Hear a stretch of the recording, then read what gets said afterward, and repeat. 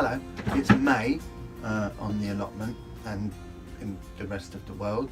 I've decided I'll start doing a video blog type thing about the allotment, what's been going on in the allotment and stuff like that.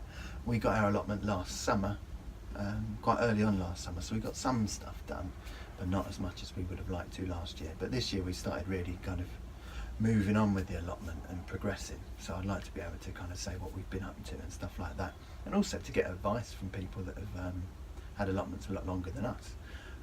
So what I'd like to do is start off by doing a tour of the allotment and how we've got on so far this season, and also, yeah, recently I read a report about water, and saying that further down the line in the future our needs for water are going to be exceeding the amount of water that we actually have.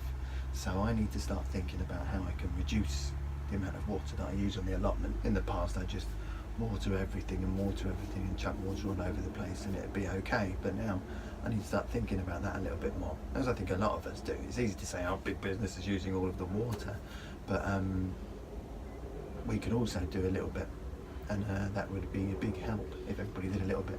So I've been thinking about that, so I'll show you what I've been doing to try and conserve water on the allotment.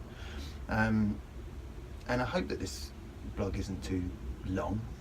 I'll try and keep it nice and short, but it's just really to kind of keep track of what I've been up to and see what I've done in the future when I can look back on it all. So I'll start off with a little tour of the allotment so far and how we've been getting on. This is the view from my shed, and this is our allotment. It's a small plot, I think it's a half plot. Eventually we'd like to take on maybe that one over there or that one over there. We've got a lot of unused plots on our allotment, which I'd like to talk about later, because not today, but lots of allotments have long waiting lists, and I think even this one's got a waiting list, and I counted 11 plots that were empty just yesterday. So I think something needs to be done about that. I don't know what I can do, but something needs to be done. But I'll start off with my potatoes. Now these, from here all the way down to the end here, are my potatoes. These are my main crop potatoes. They started coming up a little while ago. These are my second earlies. You can see there was some frost damage. We had a frost about a week back, which was very unexpected, caught out a lot of people, but the potatoes have recovered really well. These are my second earlies, and they're doing really well. Now my first earlies, they've been hit a lot more by the frost, and they're coming back, but I think, looking at it, my first earlies are going to become my second earlies, and my second earlies are going to become my first earlies. No two ways about that, really. That's what's going to happen with the potatoes. My onions, here are my onions. We planted, most of these were overwintered, these onions, and we planted 90 Japanese overwintered onions. A lot of them started to bolt, and I've learnt that that's because the onions that I got weren't heat treated. They need to be heat treated, and that stops them from bolting. But I'll show you what I've started to do, thinking about the water consumption on the allotment. This is all as is unmulched, and you see there's quite a few weeds. I do weed it quite a lot, but quite a few weeds are coming through. But this half, just to try it out, I mulched them. Still got some weeds coming through, but they're easier to get up, and it should reduce the water consumption on the allotment, because it'll keep a lot more water in the ground, because I won't lose so much through evaporation. Some of the allotments that I've seen are just huge big patches of soil, so whenever the sun hits them, it bakes the top hard, water can't get through as easily, and a lot of water evaporates from the allotment. So I've put a lot of mulch on there just to keep the water in. I've also done that in the bed next door, which is my main brassica bed. Brassica, I keep saying brassica, it's brassica, isn't it? And in here I've mulched these, and I've got my broccoli, marathon. Then I've got some purple sprouting broccoli. And when I put them in, they were so small and weedy, but they've really started kicking on now. My turnips, which are getting eaten a bit by the slugs, but they're just starting to kick on enough that they won't mind being eaten by the slugs a little bit. And then I'll follow it round. And this bed I've got here, which I made a different style, I made this looping one out of some canes that I had. This one's going to have in it my cabbages and my cauliflowers. Also in this bare patch of earth here, which will be mulched as well, that's going to have my sprouts, because I like having fresh sprouts at Christmas. It didn't happen last year. In here, this bit here, you can see it goes over here. This is actually for all of my beans. I tried to do runner beans last year, but we always go on holiday at a certain time of the year, and it always seems to be the point of the year when the runner beans are perfect, and I come back and they're all stringy. So we've gone for French beans this year because they're not as stringy. Now, first lot I put in, you can see here, failed miserably, and the reason they failed miserably was we grew them off on the windowsill, and then I hardened them off outside when it was a little bit colder, and they got hardened off fine, but it wasn't sunny at all when they were hardened off outside. And it turns out our windowsill, the windows offer great UV protection, so the plants just weren't equipped to deal with the sun. They got sunburnt and destroyed. So we sowed a whole new load, and you can see they're all starting to come up and through now, which I'm really pleased about, because the idea is that they're going to grow all the way up to there. When they get up to the top, I'll pinch out the growing tips and they can bush up. So it should be quite a nice archway of beans growing up there. The only downside to that is my son is absolutely terrified of bees. It's something we're going to deal with, and we're trying to deal with, but what I've just created for him will be like a tunnel of terror, which won't be very nice for him, but he'll be okay. Here we have our leeks that we've put in. I'm not sure how many I've got, I could count them, but I'm not going to. They're growing up nice and strong now. They were a bit weedy when I put them in. I always worry about stuff when I put in there, it's so weedy, and then it seems to come up okay. I've got some strawberries here, which are really not enjoying life since I put them in here, but I've got new growth coming through, and they've tried to make some strawberries here, but I don't think anything's going to come up. My idea with these is I'm only putting in 2, and I'm just going to let them run all over here this year if they do try to run, so it'll fill up this area with strawberries for me for years to come. Moving around to my central bed I've got here, and this is a bit of a mixed bag, this bed. I've put in sweet corn in the centre, so I give it a nice bit of height in the middle, and also some of these failed because of the same problem, not enough sun, and then when I put them out it was like on the sunniest weekend we've ever had, and they all got a bit beaten back, but a lot of these have survived and they're coming up okay. For ones that didn't survive, I've re-sown and they're coming up as well. I've re-sown next to all of them just in case. I'll pinch out the weakest ones. Then I've also got along here some lettuces. These ones here are romaine lettuce. Yep, romaine lettuce. And then these ones here are Little Gem Coventry. So they'll be, hopefully I'll start being able to take some leaves off of these soon, and pop them in some sandwiches. I don't like lettuce, I hate lettuce, but my wife loves it. And then here I've got my beetroot, which I put these ones in, and I thought these aren't going to make it at all, but they've just started really kicking on now. Now we've got a bit of sun and a bit of warmth, they've started kicking on. And here I've got some spinach, which I'm hoping will start filling out soon. It's just they've started moving on. They were a bit rubbish when we put them in, but they've started moving on again. So I'll follow you now, take you now around here to, it's all raised beds, the allotment. I'm doing it all with raised beds, and I'm keeping the grass in the centre. My strimmer died recently though, but I'm going to get a little lawnmower for it. These are my 2 courgettes. One absolutely fine, one got hit by that cheeky frost we had last week, but you can see there's new growth coming through already, so I think they're going to be fine. I've only done 2 because more than 2 I just can't keep up with it.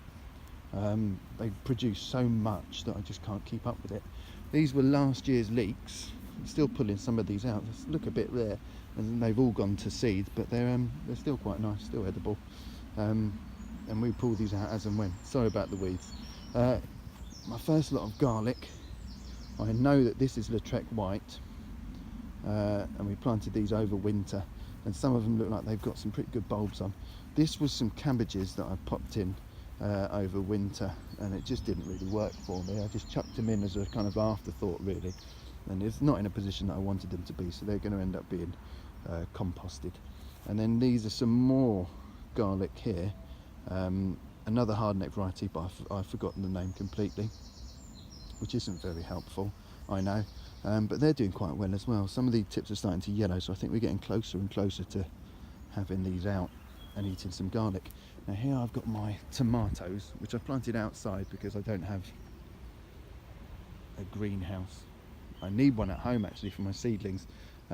So these are my tomatoes. What I've done is I'm using this method where they're tied up with string, and then you wind them around the string.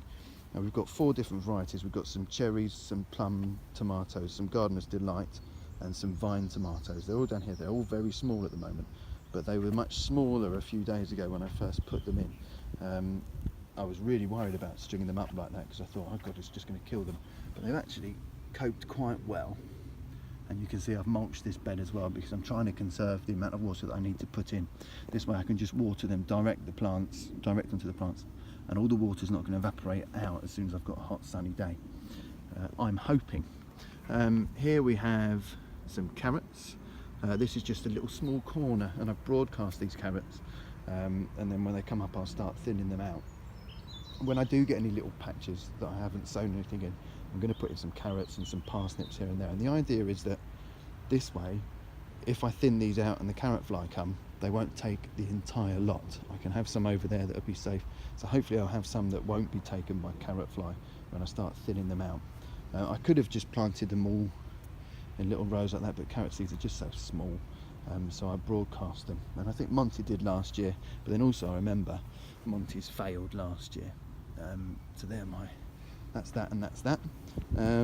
Here we have a mixed bed really. On one side you've got the French beans for that archway, and this here I've got a load of shallots, which is the first time I've tried these shallots, and I'm really excited about them because it's really fun seeing them all divide and create lots of new little shallots. Next year I think I'm going to have loads more of these because I do love them. And here we have spring onions, and they're just starting to show. You can see them along the 3 rows of spring onions. I'm excited about these because we do a lot of Thai cooking, and spring onions go really well in the Thai cooking. Then here I have a row of peas. Now this mesh here I didn't put on to start with because last year they weren't touched by pigeons at all, but this year I put the peas in, and the pigeons decided they're back on the menu. So you can see they decimated some of these peas. So I put this cover on here to stop it, and I'm going to put a better cover on. So that's one of my failures this year, the peas, but I'm hoping with a better cover to protect them, they should kick on and be okay actually. And that's pretty much all of my allotment. That's everything that we've got. I've got some tarpaulin down here because I'm trying to create another bed that will run all the way down to that area over there, and then there'll be another bed that runs along here, and this of course will be a bed that runs along and across, and another 2 beds in there. So I've got lots more beds to make. I'm trying to use the no dig method, where I put down plenty of cardboard and some compost, but I've nearly run out of the compost that I made last year from a load of weeds, so I'm trying to keep on top of making as much compost as possible. This area down here I've got a lot of brambles. They kind of cover the whole area, so I'm going to dig over this entire area. And also somebody previously put a load of stuff over there and it's just left a big raised mound, so I'm going to dig all of this over and flatten it all out, and then I can start making these beds, and I intend to do that this year and get it all finished up. Big pile of wood, a lot of it from the house. We had a bit of building work where all of this wood for this bed actually came from, and the bean arch, I pinched a load of wood off the builders. That's going to get incinerated, and apparently I can put all of the ash into the compost, and it's quite good. I did have a big pile of wood chip. I got a load delivered there, and I've got some more up at the top of the site, and I'm going to put that in. This is all the compost I have left from last year, and this is my compost bin from this year. So they're my compost bins. I was going to have 3, but I decided 2's enough because over 1 year it composts down okay. And then this is my shed, bit of a tip, and inside is little chalkboard that used to be for the kids, but they don't play with it anymore, and I'm going to use that to mark up what I need to do each day. The fence around the outside doesn't exist really at the moment. I'm just going to do that with chicken wire all the way around. The reason I need to do that is over in these woods over there we have monkjack, and they come in and gobble up everything. So that is my allotment so far. It's a work in progress. We're getting there. I'm pleased with how we're doing. It's not been easy. A lot of people think that getting an allotment is going to be quite easy, but most of the time you do end up with something like I have behind me, which is what we started with, which was just weeds upon weeds upon weeds. And the first thing we did was rotivated everything. which we've got a lot of couch grass or twitch, and it meant that we had a lot more couch grass or twitch because it just chopped it all up and up it came again. So now when I put in a new bed, with a no dig, you can just put the cardboard straight on as long as you put it on thick enough and a thick enough compost, and it keeps it back. But it doesn't mean there's no weeds at all. I still get a couple of little bits of weeds here and there, and I pull them out, and hopefully eventually, with enough mulch and everything, I'm going to end up with no weeds. That's the dream, really, because I spend a lot of time getting rid of weeds. I also spend a lot of time mowing the paths between the beds, but that's because I like them neat. So that's my fault, really. I hope you enjoyed my trip around the allotment. Yeah, see you again soon. June.